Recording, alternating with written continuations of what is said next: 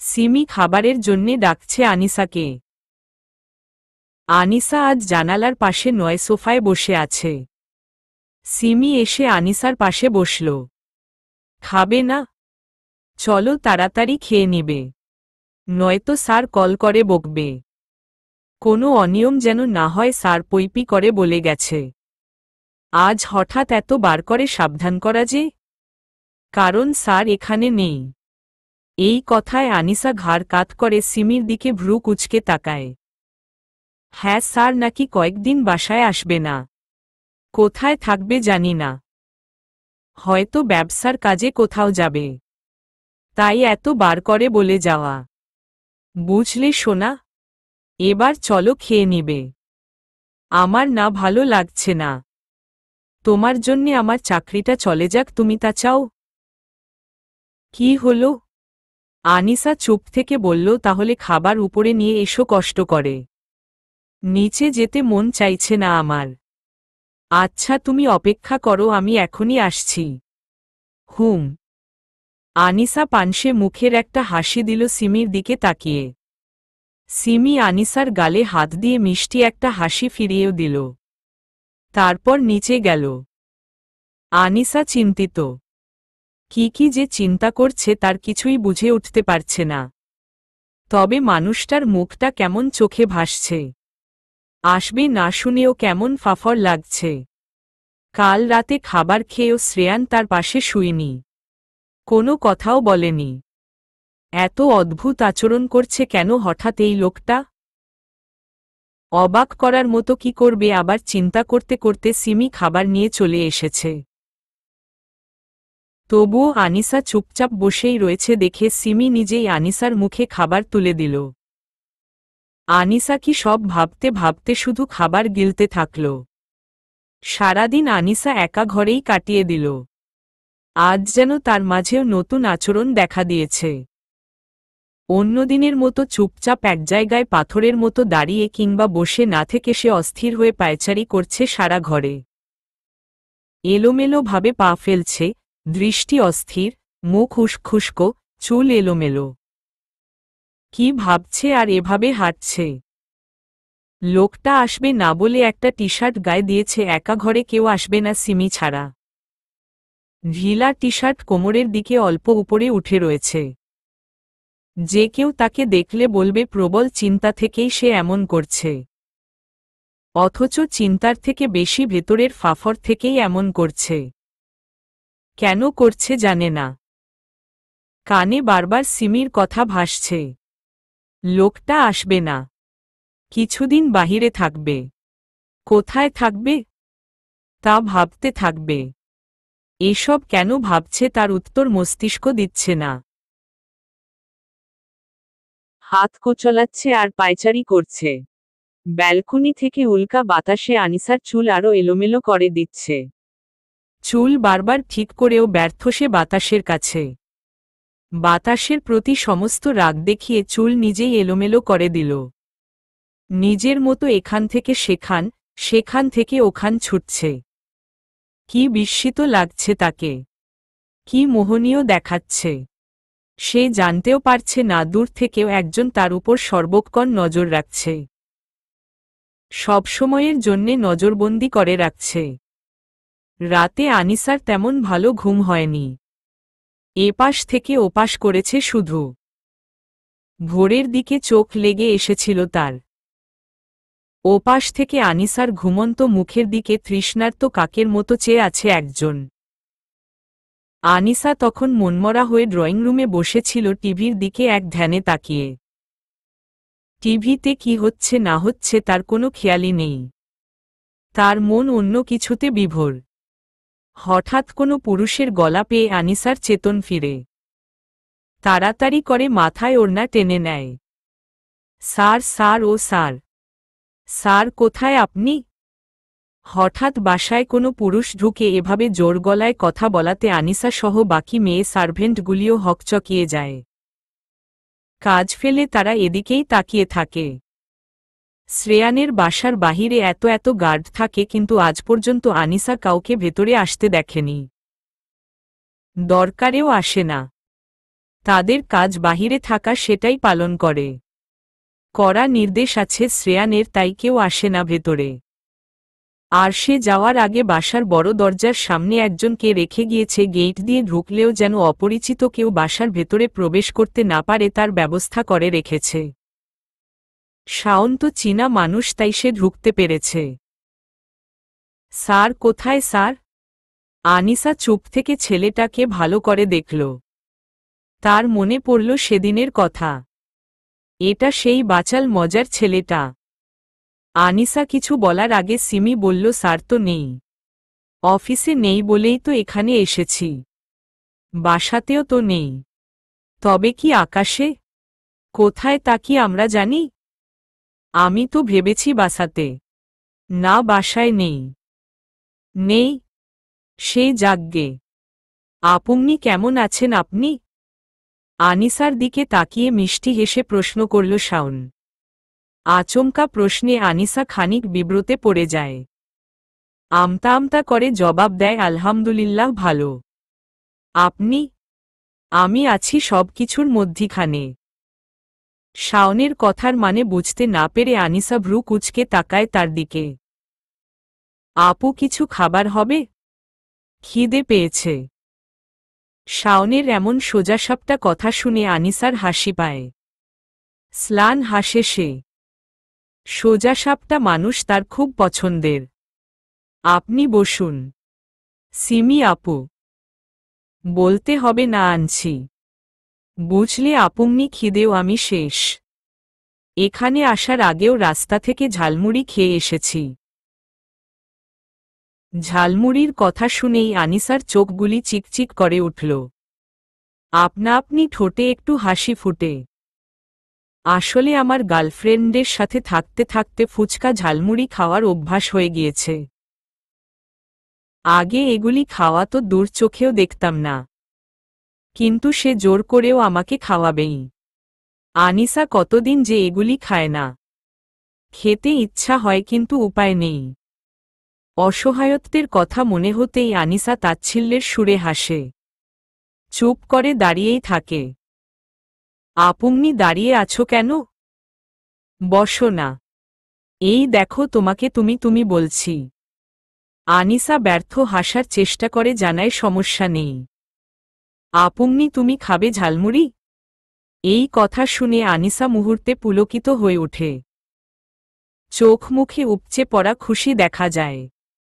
শাওনের চোখে লাগে আনিসার মুখটা। তাই তার জবাবের আশায় না থেকে নিজেই বলল, সিমি আপুকে বলো আমার জন্যে খাবার রেডি করতে, আমি দৌড়ে তোমার জন্যে ঝালমুড়ি নিয়ে আসছি। বলে উঠে দাঁড়াল সে। তখন ফোন বেজে উঠল তার। যেতে যেতে কল রিসিভ করল। হ্যালো স্যার, আপনি কোথায় বলুন তো? আমি তো আপনায় খুঁজতে খুঁজতে আপনার বাসায় চলে এসেছি। ওপাশ থেকে দাঁতে দাঁত কষা রুক্ষ আওয়াজ শোনা যায়। তোকে আমি যেতে বলেছিলাম? না, আমি তো। ফোন রাখো। শ্রেয়ান কল কেটে দিল। শাওন হাঁটা থামিয়ে বিড়বিড় করে বলল, যা বাব্বাহ, কলটা আমি দিয়েছিলাম না উনি? মনে পড়ছে না তো। আনিসার চোখ মুখে আলাদা এক খুশির ঝলক দেখতে পাচ্ছে শ্রেয়ান। ঠোঁটের কোনায় অদৃশ্য মিষ্টি এক হাসি। হাসিতে তার ঠোঁট প্রসারিত না হলেও শ্রেয়ানের চোখে আনিসার হাসিমাখা মুখ ভাসছে। তার মনে হচ্ছে আনিসা মিষ্টি করে হাসছে। অমূল্য কিছু পাওয়ার আনন্দ দেখা দিচ্ছে মেয়েটার পানসে মুখে। এমন হাসি সচরাচর দেখা যায় না। এ যেন নাগমণিফুলের মতোই দুষ্কর কিছু। শাওন অনেকগুলি ঝালমুড়ি এনে দিল আনিসার সামনে।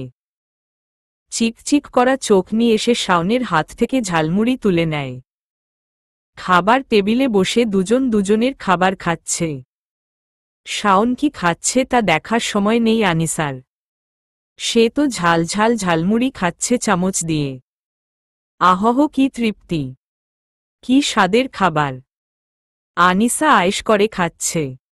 কেউ দেখে ভাববে না জানি কি সুস্বাদু খাবার খাচ্ছে সে। ওদিকে শ্রেয়ান গালে হাত দিয়ে দেখছে সব। আনিসা তবে আজ খুশি? মেয়েটার পানসে মুখে তবে কি একটু প্রাণ পাওয়া গেল? ঠোঁট যে হাসির দেখা মিলছে। এই সামান্য ঝালমুড়িতে কেউ খুশি হতে পারে? এত মাসেও যার ঠোঁট প্রসারিত হয়নি ঝালমুড়িতেই হাসি দেখা যেতে পারে? কিছুতেই ভেবে পায় না শ্রেয়ান। শুধু বিমুগ্ধ হয়ে তাকিয়ে রয়। শাওন ফোন রিসিভ করে বলে, স্যার। থ্যাঙ্কস। শাওন বোকার মতো মুখ হাঁ করে কিছুক্ষণ চুপ থেকে বলল, আপনি আমার সারি তো? What nonsense! হ্যাঁ আপনি তো আমার সারি, তবে থ্যাঙ্কস? আমার স্যার আমার ক্ষেত্রে কোনো দিন এই শব্দ ব্যবহার করেনি। আর এমন কোনো মহৎ কাজটাই বা করলাম আমি? হ্যালো স্যার বলছেন? আগে বলিনি, আজ বলেছি। সেটাতেই তো সমস্যা স্যার, আপনার উপর ভূত বসেনি তো? ও স্যার, আপনি যেখানে আছেন ঠিক আছেন তো? ননসেন্স কোথাকার একটা। আপনি। ওপাশ থেকে আর কোনো শব্দ আসে না। শ্রেয়ান কল কেটে দিয়েছে। গেইটের সামনে হ্যাবলার মতো দাঁড়িয়ে শাওন মাথা চুলকাচ্ছে। স্যারের কি হলো? নেশা করেছে কি? স্যার আসলে ঠিক আছে তো? নাকি নেশায় বুধ? তাহার বিরহে যাচ্ছে সময়। পড়ছে অবুঝ পোষা মন। শ্রেয়ানের দেখা মিলেনি। আজ 2 দিন লোকটা নেই। তার দেখা পাওয়া যায়নি 2 দিন হয়। এই 2 দিনে আনিসার মাঝে সারাক্ষণ একটা ছটফটে অস্থির ভাব বিদ্যমান ছিল। এখনও আছে। অনেক মূল্যবান কিছু হারিয়ে দিশেহারা হয়ে খুঁজার একটা ভাব দেখা গিয়েছে তার মাঝে। অদ্ভুত কারণে ভেতরে একটা জ্বলুনি সৃষ্টি হয়েছে তার। কেন এমন হচ্ছে সে বুঝতে পারেনি। তবে লোকটার কথা বারবার অবচেতন মন স্মরণ করছে। কোনো কারণে? যে লোকটার জন্যে সে কষ্ট পাচ্ছে তাকে মনে করার কারণ হাজার খুঁজেও পায় না সে। মায়ার বশ ছাড়া এমন কি সম্ভব? এই জন্যেই বুঝি বলা হয় মেয়েদের মন মোমের চেয়েও নরম হয়। সামান্য তাপেই গলে যায়। শ্রেয়ান ল্যাপটপের স্ক্রিনে তাকিয়েই আছে। আনিসার অস্থির মাখা মুখটা বুকে ধক ধক আওয়াজ সৃষ্টি করছে তার। শ্রেয়ান স্পষ্ট বুঝতে পারছে তার বুকের বা পাশের মাংসস্তূপটা তিরতির করে নড়ছে। মাথার ভেতরে কিছু একটা দ্রুত চলে যাচ্ছে তার। অস্থির মনকে কিছু একটা বুঝাতেই আড়াল করে নিয়েছিল সে। ঠোঁটের কোণায় অদ্ভুত একটা হাসির রেখা এনে আবার কিছু ভাবল। সেদিনও শ্রেয়ান বাড়ি ফিরেনি।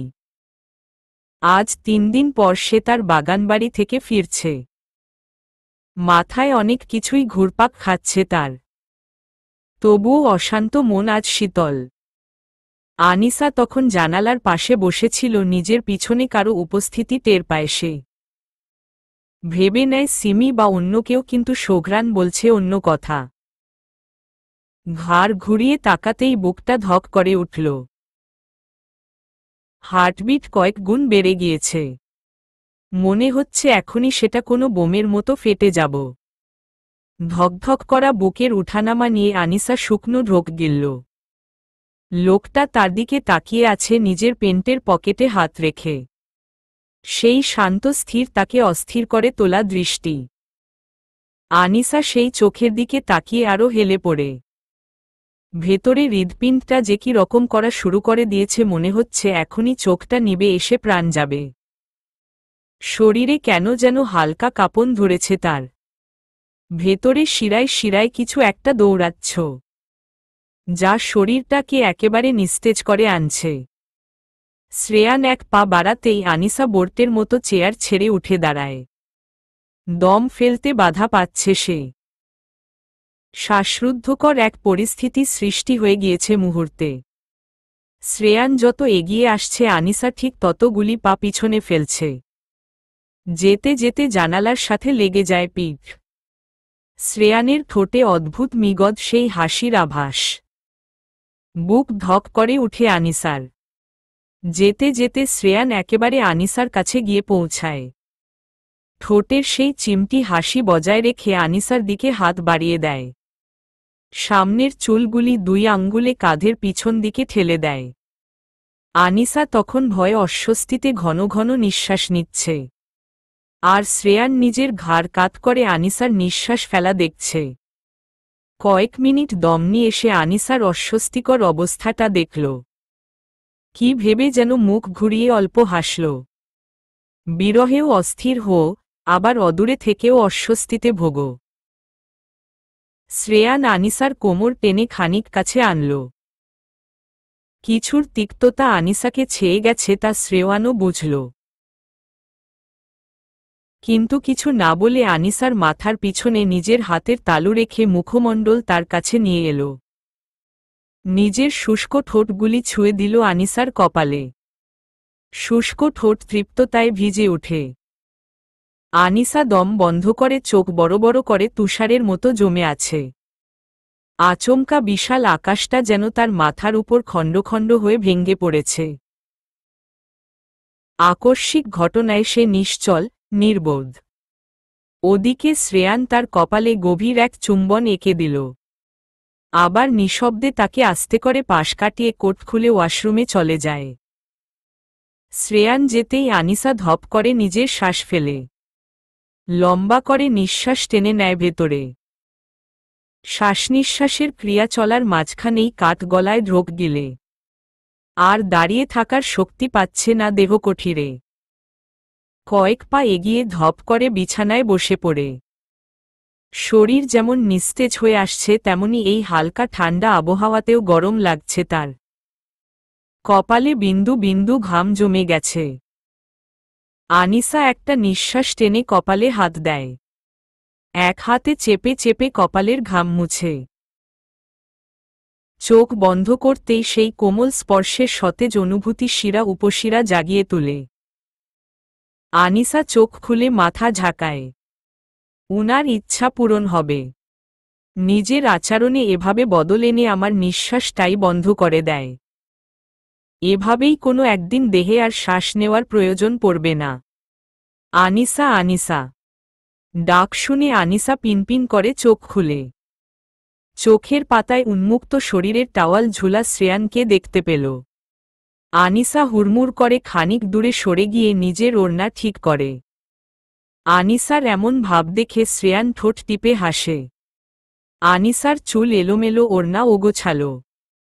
চোখগুলি ছোট ছোট হয়ে আছে। লাল আভাযুক্ত ঠোঁটগুলি শুষ্ক পানসে দেখাচ্ছে। শ্রেয়ান এক ধ্যানে সেদিকে তাকিয়ে মনে মনে হাসছে। কি এক প্রশান্তি তার। আনিসা নিজের চুল কানের পাশে গুজে দিতে দিতে আর চোখে তার দিকে তাকায়। এশ কালারের একটা ট্রাউজার পরনে, শরীরের কোনো কিছু নেই, কাঁধে নীলচে সাদা একটা টাওয়াল ঝুলছে। এই লোকটাকে সাদা রং গ্রাস করে নিয়েছে সবকিছুতেই খালি সাদা দেখে। বাড়ির বাহিরটা সাদা, মেরুন, নীল, কমলা, হলুদ দিয়ে কালার করা।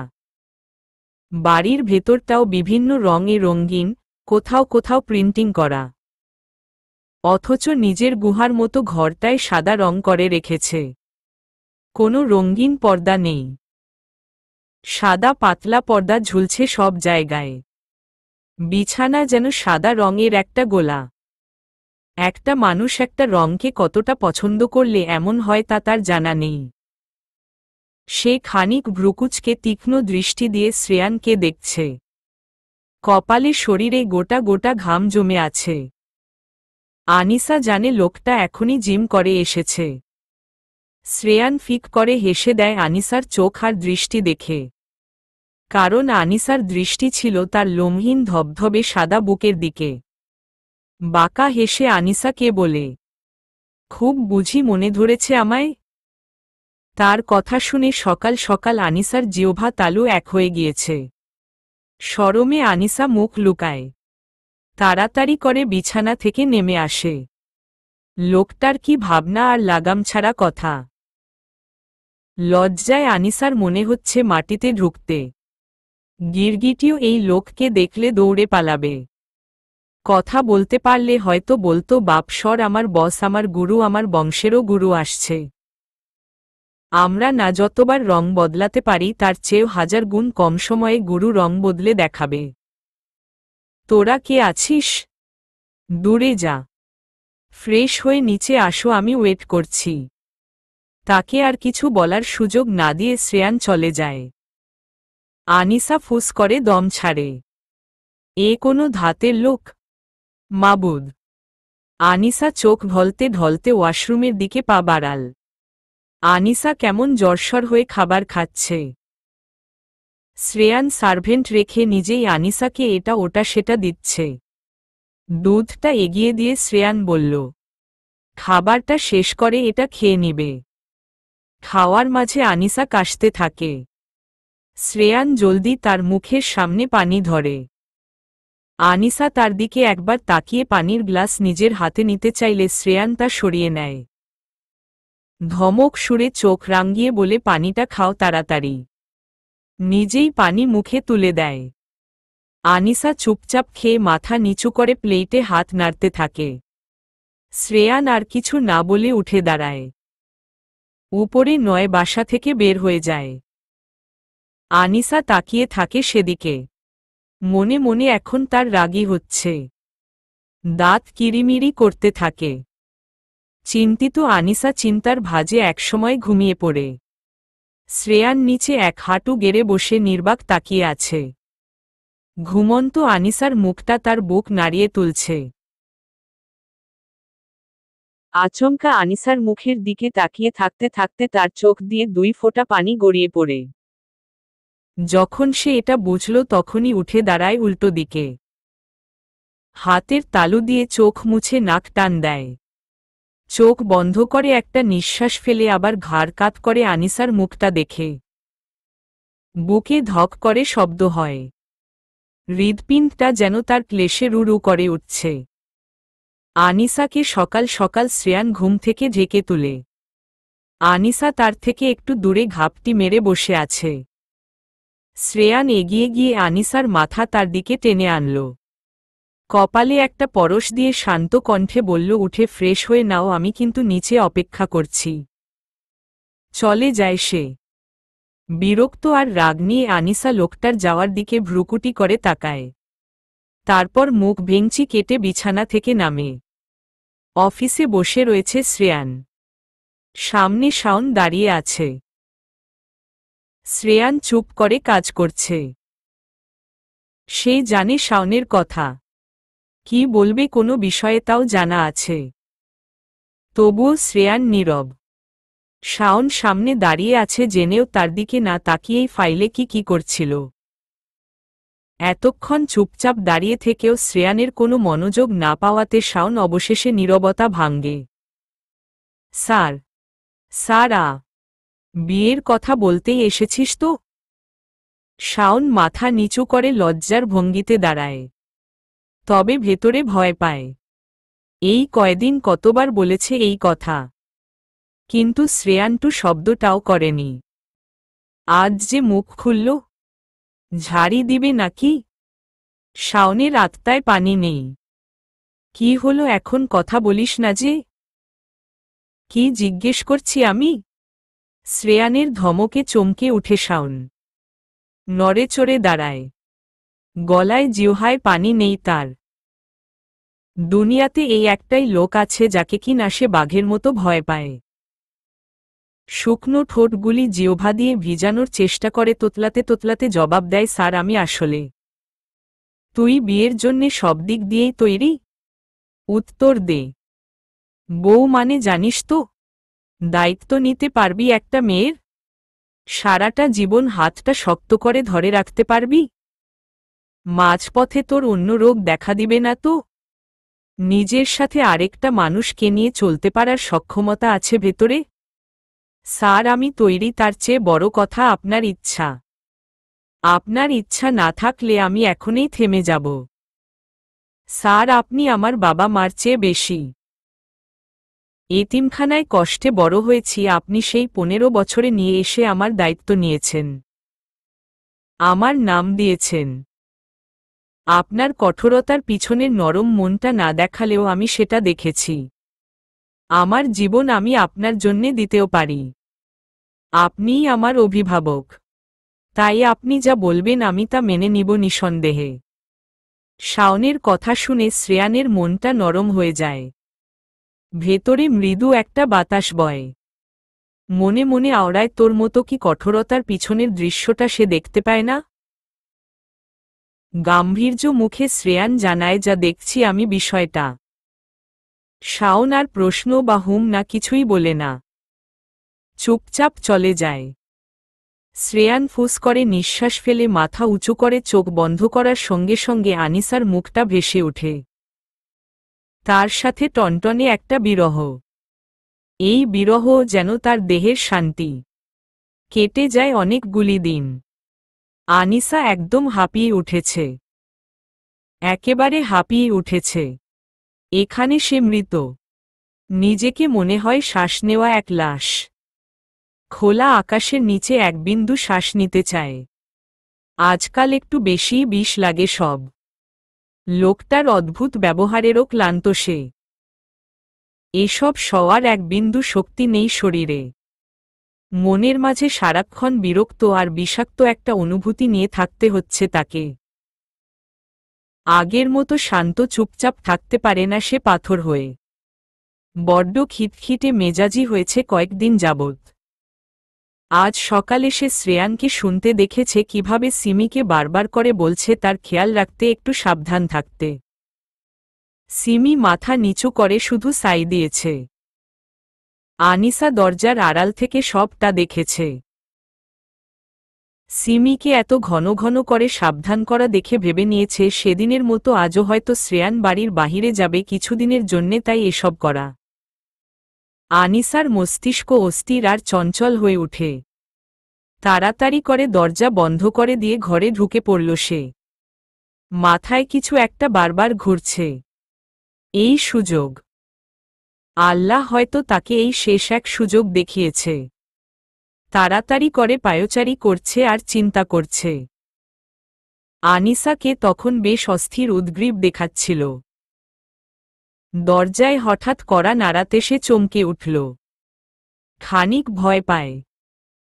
ঢোক গিলে জিজ্ঞেস করে, কে? ওপাশ থেকে জবাব আসে, আমি। আনিসা দরজা খুলো। ও সিমি আপু? হ্যাঁ। আনিসা চুল ঠিকঠাক করে দরজা খুলে দেয়। সিমির দিকে তাকিয়ে একটু হাসার চেষ্টা করে। সিমি তাড়াতাড়ি রুমে ঢুকে তাকে জিজ্ঞেস করল, দরজা বন্ধ করলে কেন আনিসা? সে কি জবাব দিবে ভেবে পায় না। কাপা গলায় বলে, এমনি সিমি আপু, কিছু না। এক মন বলছে সিমিকে জিজ্ঞেস করতে লোকটা কোথাও গিয়েছে কি না, অন্য মন বারণ করে দিচ্ছে যদি সন্দেহ জাগে। সিমি আনিসার মুখে হাত রেখে জিজ্ঞেস করে, আনিসা তোমার কিছু হয়েছে? মুখটা এমন দেখাচ্ছে কেন? আনিসা বিচলিত হয়ে যায়। কি জবাব দিবে ভাবছে। চটজলদি বলে দেয়, আসলে সিমি আপু, আমার না দুদিন ধরে ঠিক ঘুম হচ্ছে না। মাথাটা খুব ধরেছে তাই হয়তো এমন লাগছে। সিমি ব্যস্ত হয়ে যায়। কি বলো? স্যারকে জানিয়েছ? না। ডাক্তার ডাকব? আরে না না, তুমি বরং আমাকে কয়েকটা ঘুমের ঔষধ দাও, আমি খেয়ে একটু ঘুমাই, দেখবে ঠিক হয়ে যাবে। কি বলো এসব? ঘুমের ঔষধ? হ্যাঁ, কিন্তু এভাবে ঘুমের ঔষধ খাওয়া ঠিক না আনিসা। আমি বরং ডাক্তারকে ডেকে পাঠাই, নয়তো স্যারকে। আনিসা ঘাবড়ে যায়। সিমিকে নিচে যেতে না দিয়ে হাত ধরে বলে, আরে সিমি আপু, কিছু হবে না। উনাকে বললে তো আমাকে আরও বকবে বলো। এমনিতেই আমার যে অবস্থা, তার মাঝে বকা খেলে জীবনের জন্যে ঘুম হারাম হয়ে যাবে। প্লিজ এমন করো না। একটু আধটু খেলে কিছু হবে না। প্লিজ আমাকে আনিয়ে দেওয়ার ব্যবস্থা করো। কিন্তু স্যার। আরে কিছু হবে না। উনাকে বলো না, তাহলেই হবে। প্লিজ সিমি আপু, এটুকু করতে পারবে না আমার জন্যে? সিমিকে দেখে বেশ বুঝাই যাচ্ছে সে ভয় পাচ্ছে আবার চিন্তাও করছে। আনিসা সিমিকে ডাকে। কি হলো? দিবে না এনে? বুঝেছি, আমাকে এখানে কেউ ভালোবাসে না। থাক, লাগবে না। আনিসার মুখ দেখে সিমি হেসে ওঠে। হাতে হাত রেখে বলে, আচ্ছা দিচ্ছি এনে। এবার খুশি? হুম আপু। সিমি আবারও হাসল, কিন্তু তার মনের ভয়টা সরল না। সিমি একটু পর আনিসার হাতে একটা ট্যাবলেটের পাতা এনে দিয়ে যায়। 10টার মাঝে 4টা শেষ, 6টা বাকি আছে। সিমি তাকে একটা খেয়ে তাকে ফিরিয়ে দিতে বলল। সেও রাজি হয়। ঘরের মাঝে বসে থেকে অনেক কিছু ভাবল। তারপর নিচে নামল। আনিসাকে দেখে সিমি কাজ রেখে তাকে জিজ্ঞেস করল, ঔষধ খেয়েছ? বাকিগুলি কোথায়? আনিসা মুখে হাসি তোলার চেষ্টা করে জানায়, এখনই খেয়ে এসেছি আর বাকিগুলি আছে। চিন্তা করো না, আমি তাহলে ঘর থেকে নিয়ে আসি। আরে সিমি আপু, কোথায় যাচ্ছ? পড়ে যেও না। জানো আমি কি ঠিক করেছি? সিমি কপাল কুঁচকায়। আমার লাচ্ছি খেতে মন চাইছে। ও গিয়ে বসো, আমি আরে না। কি না? আজ আমি লাচ্ছি বানিয়ে সবাইকে খাওয়াব। তোমার মাথা ঠিক আছে আনিসা? স্যার যদি জানতে পারে। উফফ, শুধু স্যার স্যার স্যার। বাঘের মতো ভয় পায় উনাকে সবাই। উনি তো নেই, দেখছে তো না। তবে আজ আমি বানাবো বলেছি, বানাবি।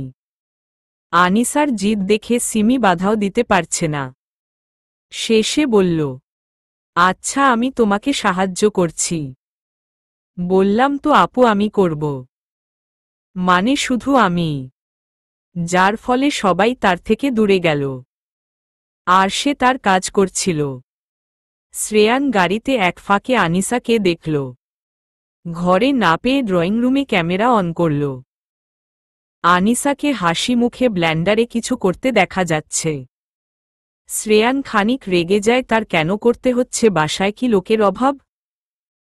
কিন্তু পরক্ষণে তার ওই হাসিটা রাগ ভুলিয়ে দেয়। কিঞ্চিত হেসে ল্যাপটপ রাখে।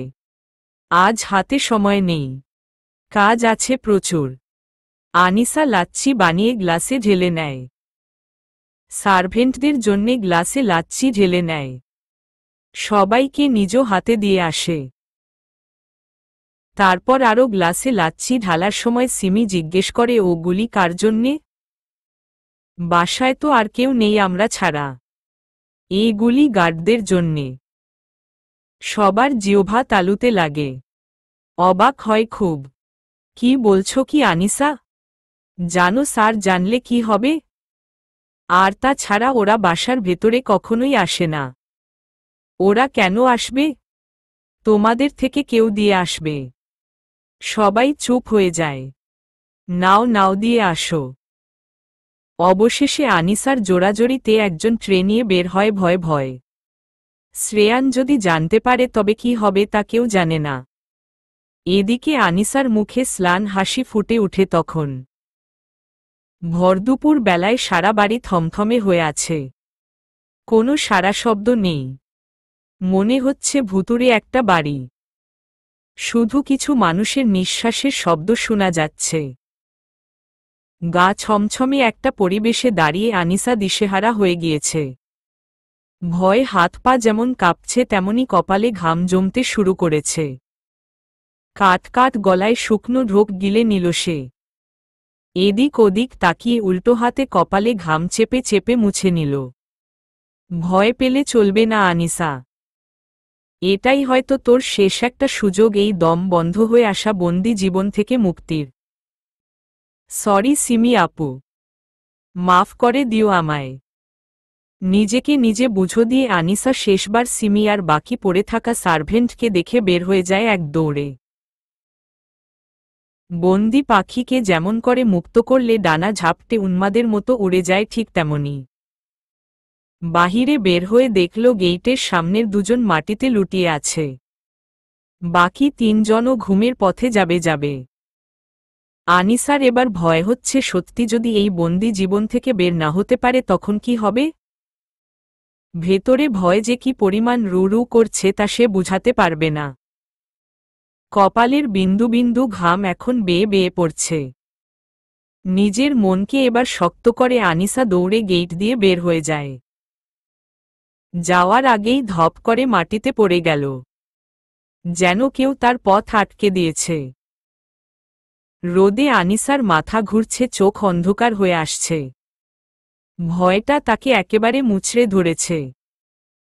শেষ রক্ষা বুঝি হল না। চোখ বন্ধ করতেই 2-3 ফোঁটা পানি পড়ে গেল গাল বেয়ে।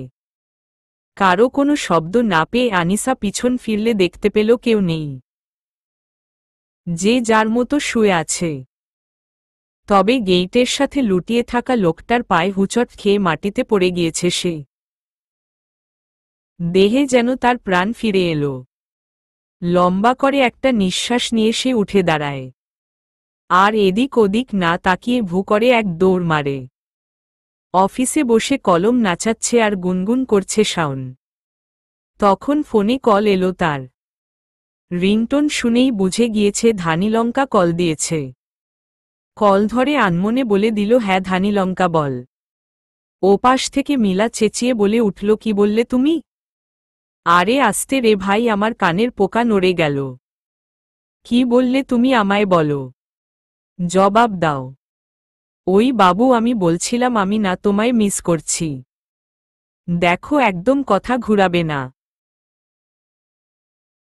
আচ্ছা, কিন্তু কি বলছিলাম আমি? দেখো তুমি কিন্তু। মিলা।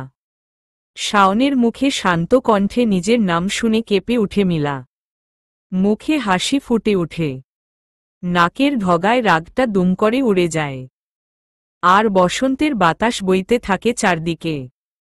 শাওনের মুখে যতবার নিজের নাম শুনে ততবারই মিলার ভালো লাগে। এ ভালো লাগা কোনো সাধারণ ভালো লাগা নয়, অদ্ভুত একটা ভালো লাগা। যতই রাগ থাকুক না কেন শাওনের মুখে নিজের নাম শোনা মাত্র বুকে লাগে। বিকেলে ফুচকা খেতে বের হচ্ছি, রেডি থেকো। আর শুনো, আন্টি আঙ্কেলকে বলে এসো ডিনারটা রেস্টুরেন্টে করে বাড়ি ফিরবে। রাখছি।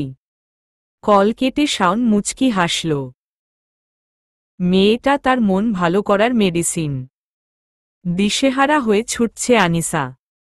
বাড়িটা যেন কোনো জঙ্গলের ভিতরে। হাঁপিয়ে উঠেছে দৌড়াতে দৌড়াতে। অনেকটা জায়গা নির্ঝর।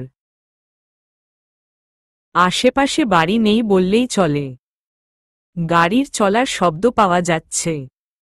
হয়তো কাছেই মেইন রোড পেয়ে যাবে সে। পাগুলি আর চলছে না।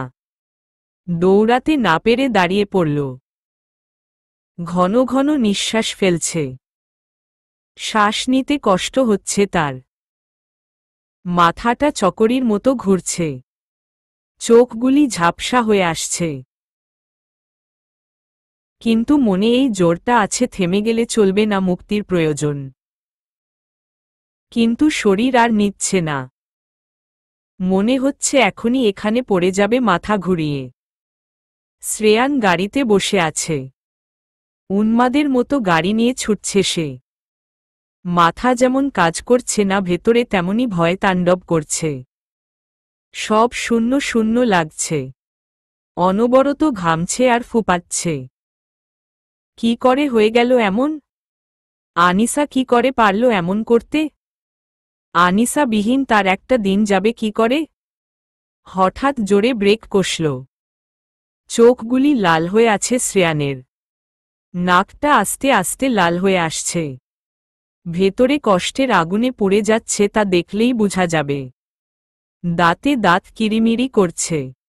অমনি চোখ দিয়ে 2 ফোঁটা গরম লাভা বের হয়ে এলো। মিটিং শেষ করে ল্যাপটপ নিয়ে বসল। বাসার অবস্থা দেখে সে বিস্মিত হয়ে গিয়েছিল। 1 মিনিটের জন্যে সবকিছু তার গতি হারিয়েছিল। বিষয়টা বোঝা মাত্র তার দুনিয়া উল্টপাল্ট হয়ে যায়। তখনই পাগলের মতো ছুটে আনিসা ততক্ষণে মেইন রোডে চলে আসে। কোথায় যাবে, কি করবে কিছু বুঝে উঠতে পারছে না। কোনো গাড়িতে উঠবে তার জন্যে তো তার কাছে একটা পয়সাও নেই। এই দিকে রোদের তাপ শরীর আর নিচ্ছে না। একটা গাড়িতে উঠবে তার আগেই শরীর হেলতে ঢুলতে ধপ করে রাস্তায় পড়ে যায়। সন্ধে পেরিয়ে রাত। রুমে মৃদু বাতাস আসছে। কোনো টুটা আওয়াজ নেই। শ্রেয়ান দুম মেরে বসে রয়েছে সেই কখন থেকে, মুখে গাম্ভীর্য ভাব, ভ্রু উঁচু করে এক পলকে তাকিয়ে রয়েছে। আনিসা কি করে পারল এমন ভয়াবহ একটা কাজ করতে? এত বড় একটা পদক্ষেপ নেওয়ার আগে আগোপিছ ভাবল না কিছু? সে ভীষণ চিন্তিত। এখন পর্যন্ত শ্রেয়ান কি করে শান্ত আছে সেটাই বুঝতে পারছে না কেউ। ভয়ার্ত চেহারা নিয়ে সবাই চুপচাপ দাঁড়িয়ে আছে। ভয় ভেতর শুকিয়ে রয়েছে সবার। কাপা চোখের চাউনি নিয়ে সিমি একবার শ্রেয়ানের দিকে তাকাল। সে জানে না তার বোকামির জন্যে কি শাস্তি অপেক্ষা করছে। পরক্ষণে চোখ ঘুরিয়ে বিছানায় শোয়ারত আনিসার দিকে তাকাল। মেয়েটার উপর রাগ নয় মায়া লাগছে তার। মুক্তির আশায় কত কিছুই না করল। আনিসা যখন মাথা ঘুরে পড়ে গিয়েছিল তখন শ্রেয়ান সেই পথ দিয়েই গাড়ি নিয়ে হন্যেহারা হয়ে ছুটছিল। লোকের ভিড়ে বসে থাকতে থাকতে শ্রেয়ান বিরক্ত হয়ে গিয়েছিল। রাগের মাথায় তখন গাড়ি থেকে নেমে ভিড় কমাতে বলে। কেউ কোনো পাত্তাই দিল না। প্রচণ্ড বিরক্তির রেশে শ্রেয়ান আবার গাড়িতে চলে গিয়েছিল। সবার মুখে যখন একটা মেয়ের কথা শুনল তখন আগ্রহ চেপে রাখতে না পেরে ভিড় ঠেলে ভেতরে ঢুকল। আনিসাকে লুটিয়ে পড়ে থাকতে দেখে ভেতরটা ছেদ করে উঠেছিল তার। বারবার মনে হচ্ছিল হৃৎপিণ্ডে কেউ পাশবিক আঘাত করছে। দৌড়ে আনিসাকে নিজের বুকের সাথে চেপে ধরেছিল তখন। নিস্তেজ আনিসার কপালে মুখে হাজার খানিক চুমু দিয়েছিল। ভেতরে আবার যেন তার প্রাণপাখি ফিরে এসেছিল তার। রুমে তখনও নীরবতা ছিল। কেউ ভয় কিছুই বলার সাহস পাচ্ছিল না। তখন শ্রেয়ান নিজের শান্ত গলায় সবাইকে যেতে বলল। সবাই নিরুত্তরে বের হতে লাগল। তখন পেছনে থেকে ডাকল সিমি। সিমির আত্মায় তখন পানি নেই। ভয় এখনই তার দেহ থেকে প্রাণ বের হয়ে যাবে। থমকে দাঁড়িয়েছে কিন্তু শ্রেয়ানের মুখোমুখি হতে ভীষণ ভয় লাগছে। কী বা বলবে? তবুও শুষ্ক মুখ নিয়ে শ্রেয়ানের দিকে তাকায়। এদিকে এসো। ভয় এখন শরীর আরও কাঁপতে লাগল। পা যেন এগিয়ে যাচ্ছে না। খুব কষ্টে শ্রেয়ানের থেকে আরেকটু দূরে মাথা নিচু করে দাঁড়াল। বেশ খানিক চুপ থেকে শ্রেয়ান উঠে দাঁড়ায়। এগিয়ে যায় সিমির দিকে। সিমির তখন কলিজা চিপা দিচ্ছে। শ্রেয়ান বেশ শান্ত গলায় বলল, তুমি যা করেছ তা কি ঠিক করেছ? কি হলো উত্তর দাও। আসলে স্যার আমি তো আনিসার। আমাকে জানানোর দরকার ছিল কি না? মাথা আরও নুয়ে দেয় সিমি। বেশ ধমক সুরে বলে। কি হলো? জবাব দাও। হ্যাঁ হ্যাঁ স্যার, ভুল হয়ে গিয়েছে আমার, আর হবে না। জানি তুমি আনিসার জোড়াজুড়িতে ঘুমের ঔষধগুলি দিয়েছ। ফলস্বরূপ কি হতে পারত ভেবে দেখেছ? আনিসাকে ভালোবাসো ঠিক আছে, কিন্তু তুমি যা করেছ তা ভুল। এমন ভুল যেন আর না হয়। আশা করি মনে থাকবে তোমার। শান্ত গলায় কথা শেষ করল শ্রেয়ান। সরি স্যার, আমার ভুল হয়ে গিয়েছে, মাফ করে দিবেন। তুমি এখন যাও। সিমি কিছু না বলে চলে যায়। দীর্ঘ একটা নিঃশ্বাস ফেলে দিল শ্রেয়ান। আজ সে না গেলে কি হতো ভেবেই দম আটকে আসছে তার। এগিয়ে গেল আনিসার কাছে। বিছানার পাশে বসে আনিসার হাতটা আলতো করে ধরল। কোমল হাতে নরম করে চুমু খেল। ঘুমন্ত আনিসার মুখের দিকে তাকিয়ে মাথায় হাত বুলিয়ে দিল। কপালে ভালোবাসার চিহ্ন এঁকে দিয়ে বলল, আর না আনিসা, মনকে ঠিক করে নিয়েছি, এবার সিদ্ধান্ত বাস্তবায়িত করতে হবে। হারিয়ে ফেলতে পারবো না আবারও। তোমাকে নিজের সাথে বাঁধার সময় হয়ে গিয়েছে। যদিও বিপদ আছে, কিন্তু নিজের সাথে যে নিজে যুদ্ধ করে চলতে পারছি না আর। সব জানানো দরকার এবার। আর একটু অপেক্ষা আনিসা। সূর্যের আলো দুনিয়াকে আলোকিত করে তুলল রাতের আধার থেকে। সকালের মিষ্টি আলো নিজের চোখে মুখে পড়তেই আনিসা মিটমিট করে চোখের পাতা খুলল। এদিক ওদিক তাকিয়ে এসে চমকে উঠল। লোকটা তার হাত ধরে বিছানায় হেলান দিয়ে ঘুমিয়ে আছে। এমন দৃশ্য থেকে সে থতমত খেয়ে যায়। লোকটা কি সারারাত এভাবে ছিল? তার থেকে বেশি ভয় পায় কালকের সবকিছু মাথায় আসতে। ভালো করে চোখ মেলে ঘরটাকে দেখে ভেতরটা কষ্টে চুরমার হয়ে যায়। আবার সেই বন্দি কারখানায়? হাত ছিটকে সে বিছানার ওপাশে গিয়ে দাঁড়ায়। শ্রেয়ানও জেগে উঠে। আনিসার বিচলিত হতে দেখে ভ্রুকুটি করে আনে সে। আনিসার চিৎকার করে কাঁদতে মন চাইছে। নিজেকে আছড়ে শেষ করে দিতে চাইছে সে। এত কিছু করার পরও আল্লাহ তার উপর সহায় হয়নি? কেন আবার এই জীবনটাই ফিরে পেল সে? এর থেকে গাড়ির নিচে পড়ে মরে যাওয়ার তো ভালো ছিল। কিন্তু এত বড় অন্যায় করার পর এই লোকটা তাকে কত ভয়ঙ্কর শাস্তি দিবে তাতেও অবগত নয় সে। ভেতরের দাবানলের যন্ত্রণায় আনিসা বিকট শব্দে চিৎকার করে ওঠে। মাটিতে পড়ে অদ্ভুত শব্দে চিৎকার করতে লাগল। তাকে এমন করতে দেখে শ্রেয়ানও ঘাবড়ে যায়। এমন কেন করছে আনিসা? তার উত্তরটা পায় না। ভেতরে শুধু অসহ্য কষ্টের অনুভব করছে সে। সার্ভেন্ট সবাই ঘরের দরজার সামনে এসে দাঁড়িয়েছে। শ্রেয়ানকে এড়িয়ে আনিসার কাছে যাওয়ার সাহসও পাচ্ছে না কেউ। একটু পর শ্রেয়ান নিজেই সবাইকে যেতে বলল। এদিকে আনিসার চিৎকারের আওয়াজ বাড়তে থাকে। একটু একটু করে আনিসার দিকে এগিয়ে গেল সে। শ্রেয়ানকে কাছে আসতে দেখে আনিসা উঠে দাঁড়াল বসা থেকে। মুখের অবস্থা নাজেহাল। চোখের পানিতে সারা মুখ ভিজে আছে। উস্খুস্কো চুল ঠিক করে আনিসা জোরে জোরে বলতে লাগল, কাছে আসবেন না, একদম আমার কাছে আসবেন না। আবার কেন এই বন্দি কারখানায় নিয়ে এলেন আমাকে? বলুন কেন আনলেন? আনিসার কথাটা একদম তার বুকে লাগল। আসলেই কি বন্দি কারখানায় রেখেছিল এতদিন? একটুও কি মায়া সহানুভূতি দেখায়নি? কে দিবে তার এই প্রশ্নের উত্তর? আনিসার চিৎকার করা প্রতিটা শব্দ তাকে স্তব্ধ করে দিচ্ছে। আপনি কেন আমায় এখানে আনলেন? এখন হয় আপনি নিজ হাতে আমাকে মেরে ফেলবেন, নয়তো আপনি নিজে আমাকে এখান থেকে বের করবেন। যা করার করুন।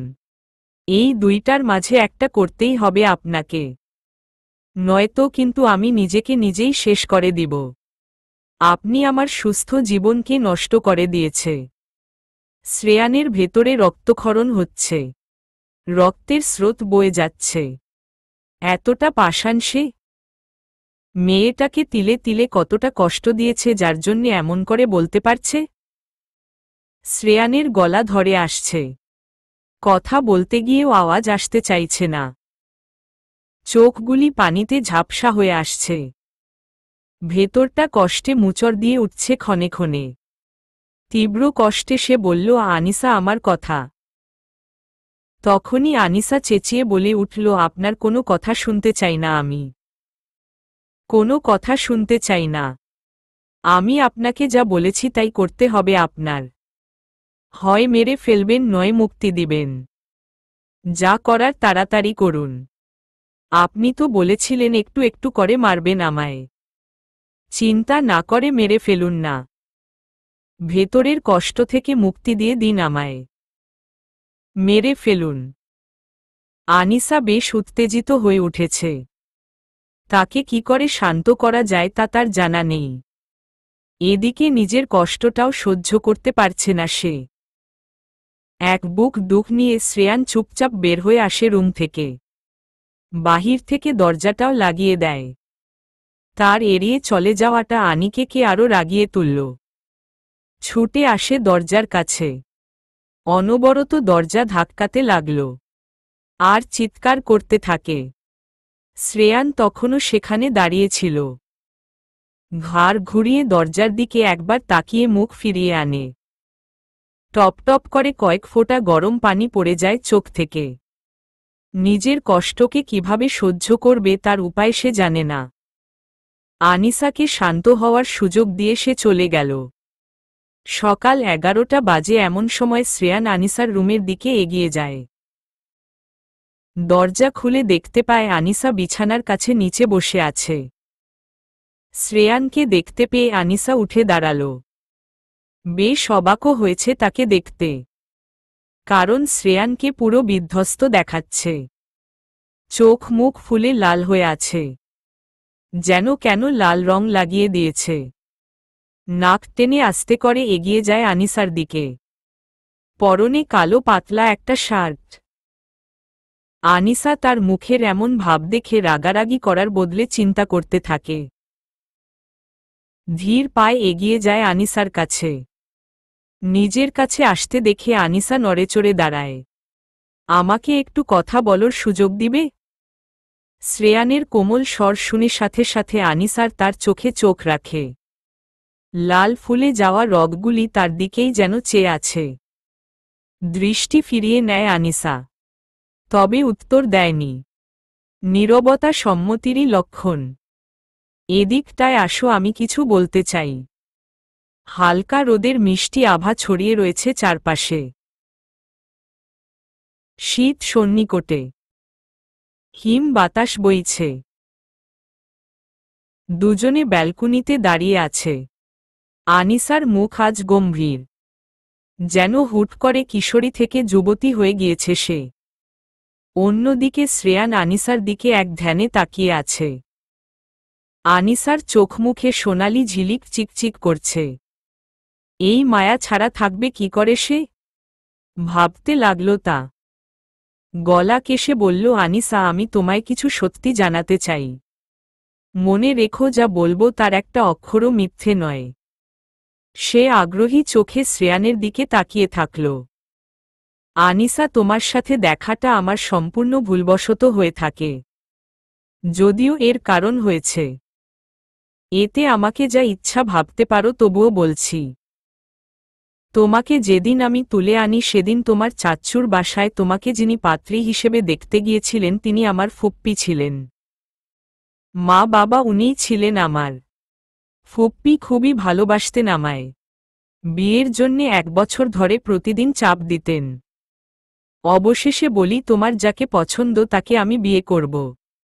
খুশি হলেন তিনি। ঘটককে বললেন মধ্যবিত্ত পরিবারের একটা মেয়ে দেখতে। শুনে অবাক হলেও কিছু বলিনি। যেখানে বড় বড় বিজনেসম্যানের বাবা মেয়ে আমার পিছু পড়ে থাকে, তো উনি দেখতে গেলেন তোমায়। কিন্তু তুমি নাকি না করে দিয়েছিলে। কেন তা আমি পরে জানতে পারি। কিন্তু সেদিন বাসায় আসার পথেই তিনি হার্ট অ্যাটাকে মারা যান, যার জন্যে তুমি দায়ী ছিলে আনিসা। ডক্টরের মুখে এটা শুনে ধরেই নিয়েছিলাম তোমার কারণেই এমন হয়েছে। তুমি এর জন্যে দায়ী। দুনিয়াতে আমার ঘৃণার দ্বিতীয় মানুষটা তুমি হয়ে যাও। তুলে আনি তোমাকে, একটু একটু করে কষ্ট দিতে থাকি। তোমার মুখের মায় মাঝে মাঝে পড়ে গেলে রাগটা চলে আসতো ভু করে। তোমাকে কষ্ট দিল মনে হতো আমি প্রতিশোধ নিতে পারছি। কিন্তু দিন দিন তোমার নিস্তেজ চেহারা আমার মতো শক্ত মানুষকেও ফুরবল করে দিচ্ছিল। মেজাজ খিটখিট থাকত সবসময়। তাই নিজের ব্যবহার পরিবর্তন করতাম মাঝে মধ্যেই। তোমার ওই চাউনিগুলি আমাকে যেন অন্য কিছুতে নিয়ে যেতে তড়িৎ গতিতে। পারছিলাম না এভাবে দিন কাটাতে। এর মাঝে ডক্টর আমাকে ঢেকে পাঠায়। উনি আমাকে নতুন এক সত্য জানায়। ফুপ্পির আগে থেকেই হার্টের সমস্যা ছিল, কিন্তু তিনি বা ডক্টর কেউ আমাকে জানায়নি। আমি চিন্তা করব বলে ফুপ্পি আমায় বলেননি। ডক্টর কেউ না করে দিয়েছিল বলতে। তিনি এবার আমাকে বলে দিলেন। আমি তখন পুরোপুরি ভেঙে পড়ি। আনিসা আনিসা কি বলবে ভেবে পাচ্ছে না। ফ্যালফ্যাল করে তাকিয়ে রয়েছে শ্রেয়ানের চোখের দিকে। মানুষটার চোখ কি শান্ত, চাউনি কি কোমল। আনিসা চোখ ফিরিয়ে নেয়। মনে অন্য কিছু চললেও কয়েক সেকেন্ড পর আবার তার দিকে তাকাল। মুখে তাচ্ছিল্যের হাসি এনে বলল, মিথ্যে দোষের শাস্তি পেলাম, তবে এতদিন কি বলবে শ্রেয়ান? ভেতরটা কামড়ে ধরেছে কিছু একটা। অপরাধী মুখ নিয়ে তাকিয়ে আবার দৃষ্টি ফিরিয়ে নিল। খুব অসহায় দেখাচ্ছিল গম্ভীর মুখটাকে। শাওন বসে আছে মিলার বাবা মার সামনে। মিলা পাশেই দাঁড়িয়ে আছে। একবার শাওনের দিকে দৃষ্টি দিচ্ছে, আবার নিজের বাবা মার প্রতি দৃষ্টি দিচ্ছে। ভেতরে খুশির ঢেউ বইছে তার। বিয়ের সময় বুঝি চলেই এলো।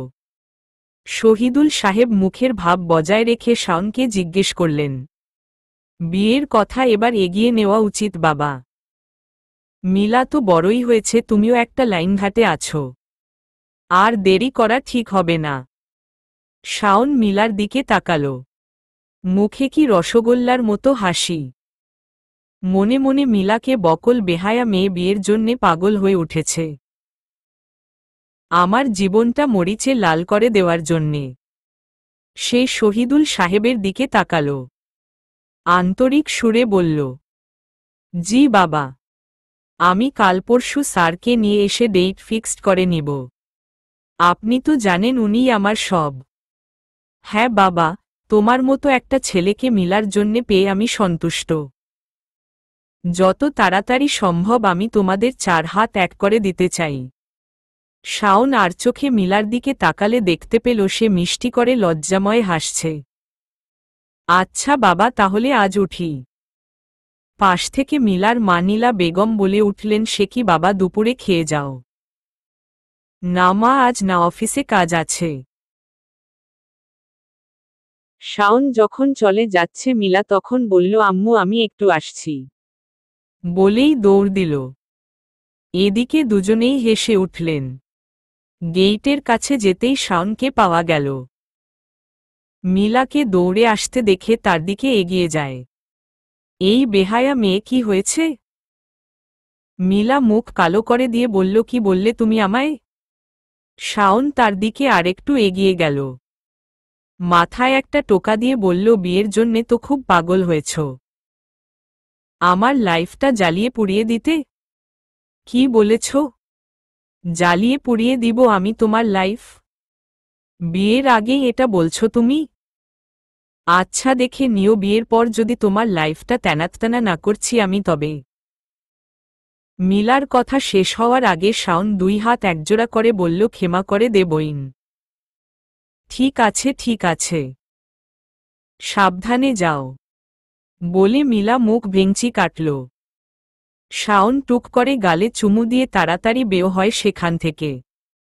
মিলা আনমনে খিলখিল করে হেসে ওঠে। কেউ যেন তার ভেতরে আগুন জ্বালিয়ে দিয়েছে। আর সেটা দাউ দাউ করে শুধু প্রসারিত হচ্ছে, সাথে ব্যথাটাও। এই পরিস্থিতিতে দাঁড়িয়ে শ্রেয়ান কি বলবে ভেবে পাচ্ছে না। গলা নিয়ে কথাও বের হচ্ছে না। চোখগুলি ঝাপসা হয়ে আসছে। সে বুঝতে পারছে তার হাত তিরতির করে কাঁপছে। পুরনো ঘায়ে আঘাত লেগেছে। জলে যাচ্ছে বুকটা। আপন মানুষ হারানোর যন্ত্রণাটা তীব্র হচ্ছে তার। ফুপ্পিকে বড্ড মনে পড়ছে এখন। ভেতরে কি যে অসহনীয় যন্ত্রণার আগুন জ্বলছে, তা কাকে দেখাবে সে? কাকে বুঝাবে এই কষ্টের কথা? নিজের সাথে যুদ্ধ করে গলা দিয়ে সুর বের করল। কাপা গলায় আনিসাকে আরেকটা সত্য জানিয়ে দিল। মিথ্যে বলে যার জন্যে সেদিন ফুপ্পিকে ফিরিয়ে দিয়েছিলে সে আমিই। একটা বার ভেবে দেখো, সেদিন ফুপ্পিকে ফিরিয়ে না দিল হয়তো তিনি এত বড় আঘাত না পেয়ে বেঁচেও থাকতে পারতেন। হয়তো আজ দিনটা অন্যরকম হতো। শ্রেয়ানের চোখ আর নিচ্ছে না। আটকে রাখতে পারছে না অশ্রু। মুখ ঘুরিয়ে নেওয়ার সঙ্গে সঙ্গে এক চোখ বেয়ে বেদনা ঝরে পড়ল। সে নিজের স্থান ত্যাগ করল দ্রুত। টুপটুপ করে পড়ছে বৃষ্টি। প্রেয়সীর স্নিগ্ধ মনির থেকে জলে আগুন পুড়ছে বুক। অসহনীয় যন্ত্রণাতে আনিসার ভেতরে ফাপড় জমেছে। জমতে জমতে উপচে উঠছে। ভেতরটা রু রু করছে। দম নিতে ও ফেলতে পারছে না। চোখগুলি ঘোলা দেখাচ্ছে। মাথা ভনভন করে ঘোরার কারণে দপ করে সে নিচে বসে পড়ল। ফোঁপাচ্ছে অনবরত। হাঁটু ভাঁজ করে কাপড় কামড়ে ধরে সে। এমনটা তার দ্বারা হলো কি করে? সেদিন বোকামির মতোই কাজ করেছিল, সরাসরি না করে দিয়ে। অন্যভাবেও বলা যেত, কিন্তু মিথ্যের আশ্রয় নিয়ে এভাবে মুখের উপর বলাটা কি তার আদৌ ঠিক হয়েছে? ভেতর থেকে তার উত্তপ্ত লাভা বের হয়ে আসছে। ভেতরের সবকিছু যে কষ্টে গলেগলে পড়ছে। মাথার চুল টেনে ধরল। কি করলাম এটা? আমি তো ইয়ান চৌধুরীকে দেখিওনি। বান্ধবীর মুখে নাম শুনে বলে দিয়েছিলাম। মামুনিকে রাজি করিয়েছি তার সাথে আমার বিয়ে হবে। সে কথা দিয়েছে। কিন্তু খুব ভুল করেছিলাম। আমি তো জানি এসবের একটাও সত্যি নয়। হয়তো নিজের ভুলের শাস্তি পেয়েছি এতদিন। ডুকরে কেঁদে উঠে আনিসা। শ্রেয়ান ড্রিঙ্কের বোতল নিয়ে বসে আছে। বাধাহীন চোখ দিয়ে ভেতরের লাভা গলে পড়ছে। সাদা মুখে লাল চোখ, লাল নাক, কেমন ভয়ঙ্কর দেখাচ্ছে। কেন জীবনটা সহজ করে দেয়নি আল্লাহ? প্রতিশোধের আগুন কেন জ্বলে এত ভেতরে? জ্বালাপোড়াটা কমছে না কেন ভেতরের? রাগে ড্রিঙ্কের বোতল ছুঁড়ে মারে ফ্লোরে। কাঁচ ভেঙ্গে টুকরো হয়ে ছড়িয়ে পড়ে সারা ফ্লোরে। ড্রিঙ্কের চিপচিপে গন্ধ ভরে উঠে ঘর। বিকট শব্দে চিৎকার করতে করতে দেওয়ালে ঘুষি দিতে লাগল। শব্দ শুনে সার্ভেন্টরা ছুটে এলো রুমের সামনে। ভয়ঙ্কর শ্রেয়ানের রাগের সামনে টিকার সাধ্য তাদের নেই। কিন্তু হাতের অবস্থা দেখে সবার মুখ করুণ হয়ে ওঠে। হাত দিয়ে রক্ত পড়ছে, তা বারবার আঘাত করার ফলে ছিটকে পড়ছে তার মুখে। কি মারাত্মক, গায়ে কাটা দেওয়া দৃশ্য। এমন আওয়াজে আনিসা ছুটে আসল। রুমের সামনে সবাইকে দাঁড়িয়ে থাকতে দেখে অবাক হয়। তাদের ঠেলে সে ভেতরে গেল। তখনও শ্রেয়ান দেওয়ালে আঘাত করছিল আর তার মুখ দিয়ে অদ্ভুত স্বর ভেসে আসছিল। এমন দৃশ্য দেখে আনিসার বুক কেঁপে উঠল। দ্রুত গিয়ে শ্রেয়ানকে থামানোর চেষ্টা করে, কিন্তু পারছে না। না পেরে সে খুব জোরে চিৎকার করে, থামুন বলছি। শ্রেয়ান না চাইতেও থেমে যায়। হাত দিয়ে টপটপ করে রক্ত ঝরছে। জোরে জোরে নিঃশ্বাস ফেলছে। থরথর করে কাঁপছে তার শরীরটা। এমন অবস্থা দেখে আনিসার ভীষণ কষ্ট হয়। গলার আওয়াজ বাড়িয়ে বলে, কি করেছেন আপনি হাতটা? আনিসার দিকে না তাকিয়ে সে হাতটা একবার দেখে অন্যদিকে মুখ ঘুরিয়ে নিল। রাগের মাথায় করলেও হাতটা অবশ লাগছে তার। আনিসার ভেতর ঘরের আগুনে যেন ঘি পড়েছে। চোখের পানি আটকাতে পারছে না সে। সিমিকে বলল ডাক্তারকে যেন কল করে। শ্রেয়ান না করলেও সে সিমিকে কড়া গলায় বলল যত তাড়াতাড়ি সম্ভব যেন উনি আসে। ডাক্তার আর চোখে শ্রেয়ানকে পরখ করল। হাতের অবস্থা একদম বাজে। থেতলে ফেলেছে একদম হাতটা। এই হাতে চলা ফেরা করা খুবই মুশকিল। ডাক্তার বেশি কিছু বলল না শ্রেয়ানকে দেখে। ব্যান্ডেজ করে দিল।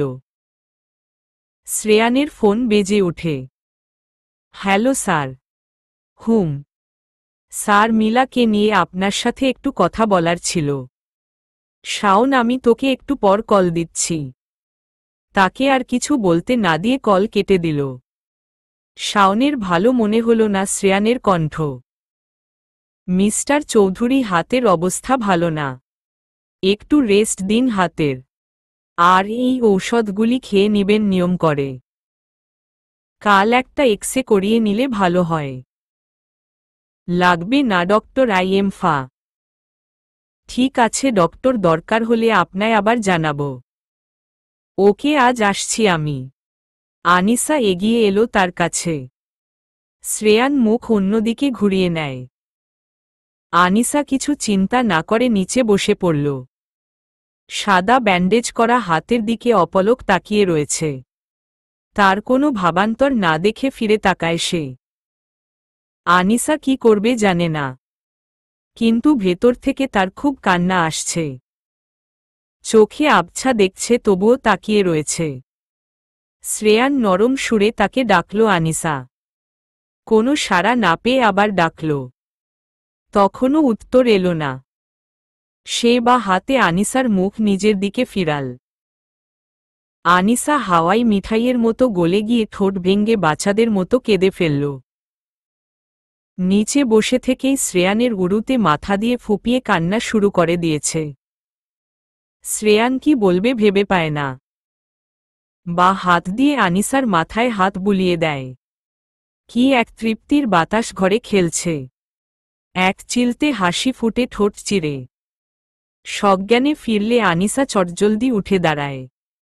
চোখ মুছে চলে যেতে নিলে শ্রেয়ান ডাকে, একটু বসবে পাশে? আনিসা একটু বসলে ভালো লাগত।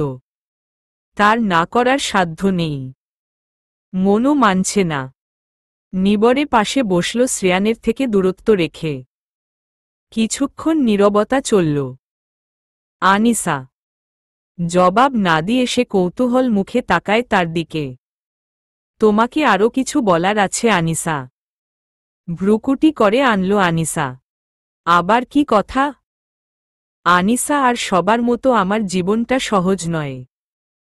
কারণ আমার ইচ্ছা যতদিন পূরণ না করব ততদিন শান্তি পাব না। এইগুলি বলছি কারণ সবকিছুর মাঝে তুমি। আমার জীবনের একটা কঠিন লক্ষ্য আছে। এতে হাজারটা বিপদও জড়িয়ে আছে।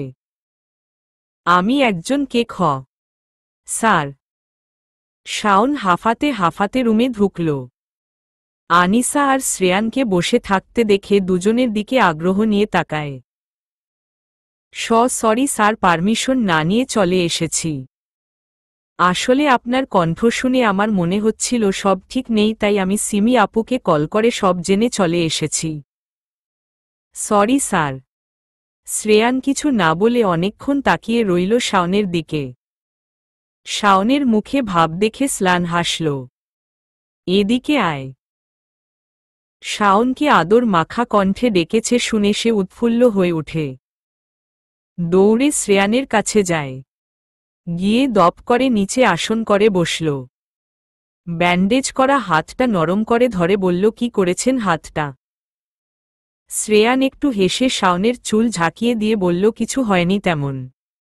না হলে কি এই অবস্থা বলেন? শ্রেয়ান আর কিছু বলল না। তাকিয়ে রইল তার দিকে। শাওনের কান্না করা অবস্থা দেখে শ্রেয়ান বলল, মন খারাপ করার কি আছে? আমি ঠিক আছি, চিন্তা করিস না। মিলার সাথে বিয়ের কথাটা তাড়াতাড়ি সেরে ফেলব। কি বলিস? আপনি আমার সব, আপনি যা বলবেন তাই হবে। কিন্তু এখন তুই আমার ভাই। আর এসব নিয়ে ভাবিস না। খুব তাড়াতাড়ি তোরা এক হবি। ভালোবাসা কে পাবি? আনন্দে কেঁদে উঠে শাওন। তার জীবন আজ সার্থক। মনে আজ কত আনন্দ খেলা করছে তা কাউকে বুঝাতে পারবে না। দুপুরের খাবার সবাই মিলে খেল। আজ যেন বাড়ির পরিবেশটাই পাল্টে গেছে। যে বাড়ি শুনশান থাকত, আজ সেখানে কথা হচ্ছে, হাসির শব্দ পাওয়া যাচ্ছে। মিলা সহ বাকি সার্ভেন্ট আজ খুশি। খাওয়ার টেবিলে যখন শাওন, শ্রেয়ান, আনিসা খাবার খাচ্ছিল, টুকটাক কথা বলছিল, তখন আনিসা খাওয়া রেখে চিন্তা করতে লাগল। ভেতরে তার একটা প্রশ্নই ঘুরপাক খাচ্ছে, আবার কি কথা? আবার কোনো কঠিন সত্য আর বিপদ উকি দিবে? কি জানাবে তাকে শ্রেয়ান? বিকেলের আবহাওয়াটা বেশ মনোরম হয়। স্নিগ্ধ বাতাস শরীর স্পর্শ করে। কখনো কখনো লোমকূপ দাঁড়িয়ে ওঠে। মুখে হালকা হাসি চলে আসে দূর থেকে। শ্রেয়ান আনিসাকে ছাদে ডেকে এনেছে। দুজনেই চুপ করে দাঁড়িয়ে রয়েছে। আনিসার ভেতরে চাপা ভয় কাজ করছে। কি জানবে এখন সে? সেই চিন্তায় মাথাটা চিনচিন করে ব্যথা করছে। আর ওদিকে শ্রেয়ান ছাদের রেলিং ধরে দাঁড়িয়ে বাতাস উপভোগ করছে। মনটা বড্ড হালকা লাগছে আজ। চিন্তা ভয় আর না পেরে আনিসা নীরবতা ভাঙ্গল। বলছিলাম আপনি নাকি জানাবেন? কেন ডাকলেন এখানে? শ্রেয়ান তবুও কিছুক্ষণ নীরব থেকে প্রশ্ন করল। শ্রেয়ান চৌধুরী, ইয়ার নামটা বোধ হয় তখন মনে ছিল না তোমার, তাই না আনিসা? আনিসা থমকে যায়, এমন প্রশ্নে ইতস্তত বোধ করতে থাকে। কি জবাব দিবে? নামটা বান্ধবীর মুখে একবার শুনেছিল চাচ্চু মামুনিকে, তখন সে কি নাম বলছিল তার তেমন মনে পড়ছিল না। কিছু একটা বলে রেহাই হয়। এটাই কি বলবে? কি হলো আনিসা? ঠান্ডা পরিবেশে ঠান্ডা কণ্ঠে আনিসা চমকে উঠল। কেঁপেও উঠেছে খানিক। ইস্পিস ইস্পিস করছিল ভেতরটা। মনে হচ্ছে এখনই এখান থেকে চলে যেতে। অল্পক্ষণ ভেবে জবাব দিল, হ্যাঁ। তুমি বলেছিলে তোমার সাথে আমার সম্পর্ক আছে। আমি তোমাকে বিয়ে করব। এটাই তো। লজ্জায় আনিসার মরে যেতে ইচ্ছা করছে। কি বলবে এখন? বেহায়ার মতো কি জবাব দিবে? হ্যাঁ। মাথা নিচু করে নিয়েছে শ্রেয়ানের সামনে। শ্রেয়ান এবার তার দিকে মুখ করল। আনিসাকে ভালো করে পর্যবেক্ষণ করল। এ নিয়ে প্রশ্ন করে সে আর আনিসাকে অপ্রস্তুতকর পরিস্থিতিতে ফেলতে চাইছে না। কারণ তার জানা এইগুলিই সত্যি।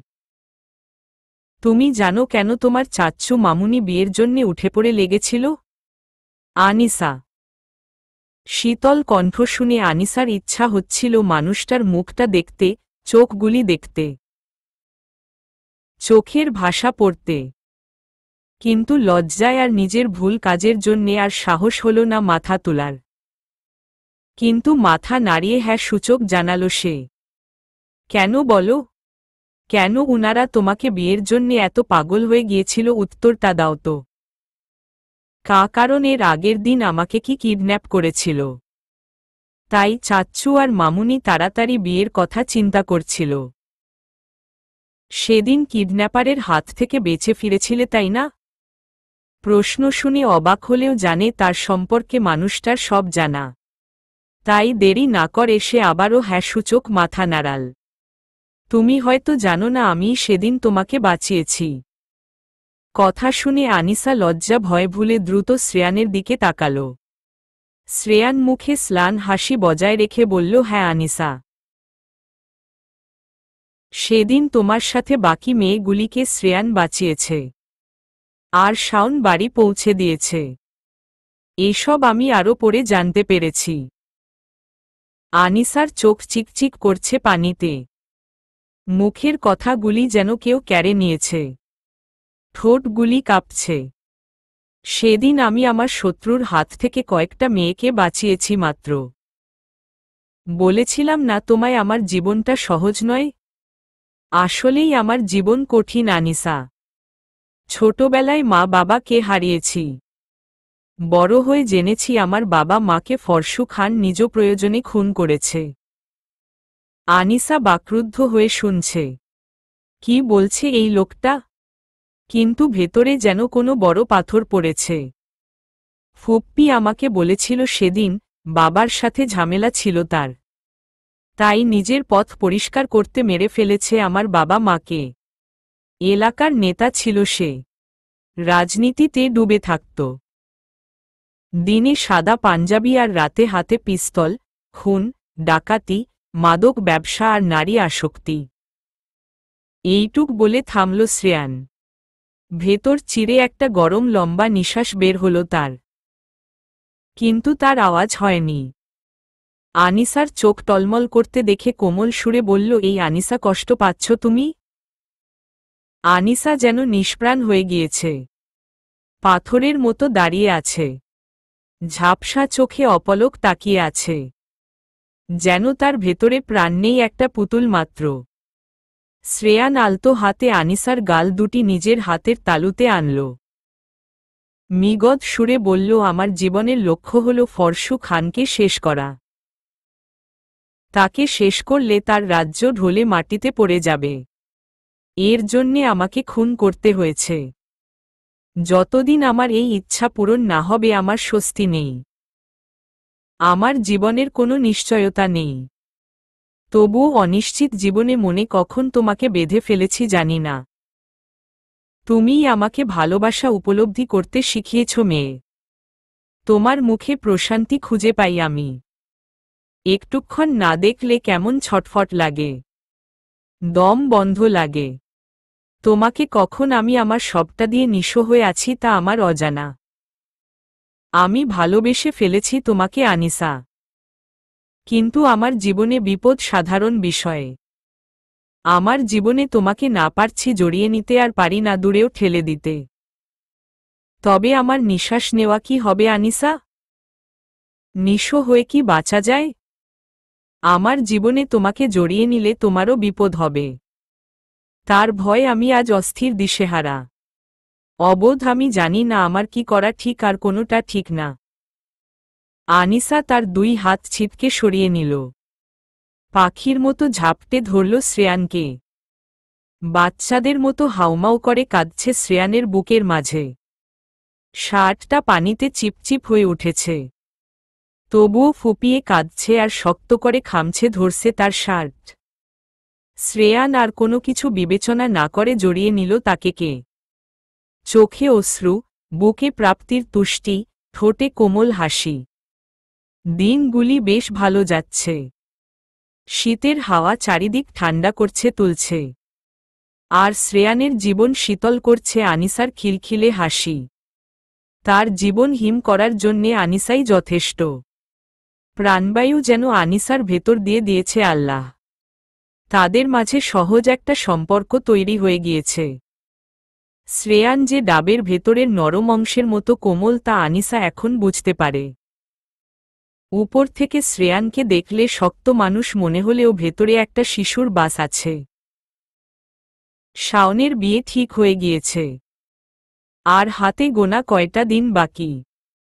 আনিসা আর শ্রেয়ান নিজে গিয়ে তাদের বিয়ে ঠিক করে এসেছে। শাওনকে আনিসা নিজের বড় ভাই মনে করে। আনিসার জীবনের কালো আধারটা সরে গিয়ে পরিষ্কার ধবধবে একটা আকাশের উদয় হয়েছে। যে আকাশে শুধু শ্রেয়ান নামক মানুষটার মুখ ভেসে আসে। তার বাবাকে শ্রেয়ান আরও আগেই ভালো একটা হাসপাতালে ভর্তি করিয়েছে। ডাক্তার জানিয়েছে পূর্বের স্বাভাবিক লাইফে তিনি ফিরে আসতে পারবেন না, তবে আগের চেয়ে উন্নতি সম্ভব। বাকিটা সৃষ্টিকর্তা থেকে মিরাক্কেল মাত্র। উন্নত চিকিৎসার ফলে উনি বেশ শান্ত হয়েছে। আগের মতো উচ্ছৃঙ্খল স্বভাবটা তেমন নেই। তবে হঠাৎ হঠাৎ একটু উত্তেজিত হয়ে ওঠে। কদিন আগে শ্রেয়ান নিয়ে গিয়ে আনিসাকে বাবার সাথে দেখা করিয়ে এনেছে। সবাই উনাকে বুঝিয়েছে সে উনার মেয়ে, কিন্তু কোনো ভাবান্তর কেউ দেখেনি। তবে সেদিন আনিসা নিজের বাবাকে সামনে থেকে দেখতে পেরেছিল। এর আগে উনার চেঁচামেচির কারণে দূর থেকেই দেখতে হতো। সেদিন আনিসাকে একদম ভেঙে যেতে দেখেছিল শ্রেয়ান, কিন্তু আগলে নিতে পেরেছে। শাওনের খুশির আমেজকে দেখে গান শুনে শরীর দুলাচ্ছিল আর ওভেনে তরকারি গরম করছিল। গুনগুন করে বলতে লাগলো, আর কয়টা দিনের পর আর নিজের রান্না নিজের করে খেতে হবে না।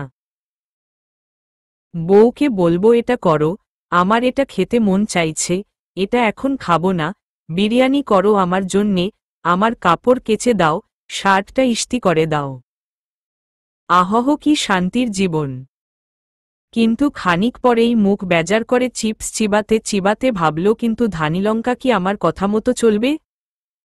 এসব করতে বললে করবে নাকি? তখন তার ফোন বেজে ওঠে।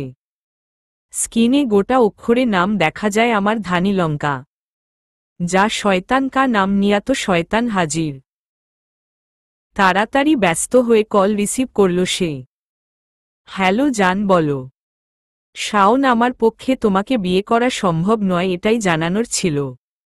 মিলার কথাটা একটা বাজছিল তার কাছে। আকাশ ভেঙে পড়েছে মাথায়। বুকে চিনচিন একটা ব্যথা হচ্ছে। কথা গলায় আটকে আসছে। কি বলছো মিলা? হ্যাঁ, আমি যা বলার বলে দিয়েছি, আমার আর কিছু বলার নেই। ভালো থেকো। মিলা, আমার সাথে মজা করছো না তুমি? কথা আটকে আসছিল তার। চোখ পানিতে ভরে উঠেছে, কিন্তু ওপাশ থেকে কাঠ গলায় জবাব আসে না। আমি মজা করে বলছি না, এটা সম্ভব নয়। ভালো থাকো, রাখছি। তাকে আর কিছু বলতে না দিয়ে মিলা কলটা কেটে দিল। কিছু বুঝতে পারছিল না সে কেন মিলা এমন করছে। সে তো কিছু করেনি, তবে মিলা এতটা কঠিন হয়ে গেল কেন? কিছুক্ষণ পাথরের মতো দাঁড়িয়ে রইল। চোখ দিয়ে টপ টপ পানি পড়ে গেল। তারপরই পাগলের মতো ডায়াল করল মিলার নাম্বারটা, কিন্তু ফোনটা বন্ধ। শাওনের শরীরটা অসাড় হয়ে আসছে। দুম করে ফোনটা তার হাত থেকে পড়ে যায়। চোখ দিয়ে নাগাতার পানি পড়ছে, অস্ফুট বাঁকে বিড়বিড় করছে, তুমি তা করতে পারো না মিলা, তুমি এটা করতে পারো না এখন। চোখের পানি ফেলতে ফেলতে সেও নিচে বসে পড়ল। বুকটা জ্বলে যাচ্ছে ব্যথায়। মিলা উচ্চারণ করে গগন ফাটানো চিৎকার করে উঠল, শাওন, চলবে।